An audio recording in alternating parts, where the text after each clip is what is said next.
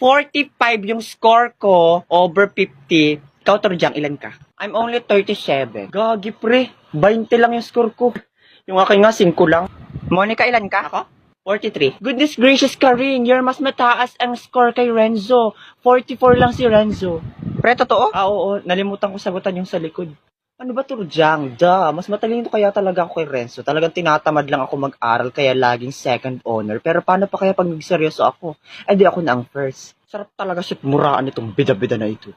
Ilang ka, Trisha? 43 lang ako. Bes, 48 ako. 48? Oh my goodness! 48 si Trisha. Ha, yes. Mas mataas pa sa putok ni Karing. Manahimik ka dyan, Borloloy. Patingin nga. Oh my God, 48 nga siya, Karing. Napaka-bobowers mo pala eh. Talaga ba, Torjang? Teka, imposible naman to, Trisha. Nandaya ka, no? Hoy, hindi kaya ako nandaya. Sabay kaya kami nag-review ni Borloloy. Napaka-inggitera nito. Tanggapin mo na lang kasi na mas mataas yung score niya kaysa sa'yo. Wait lang, iche-check ko. Ma'am, kulang po ng S yung dog niya sa essay. Dapat po plural yon. Minus 5 to dapat. Patingin nga, babangaw ka na naman eh.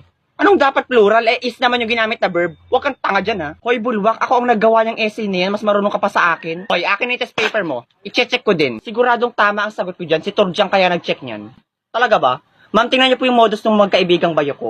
Diba sabi niya po, mali kapag may erasure? 5 po yung may erasure ni Karing. Tapos, dun po sa essay, mali-mali po ang grammar, pero nilagyan po ng 15 points ni Torjang. Tingin nga, iho. My family is the human and the human is the Ano to? Hindi ko mabasa. 3 points lang to. Hala talaga, ma'am. So, 45 minus 17 is equals to 28.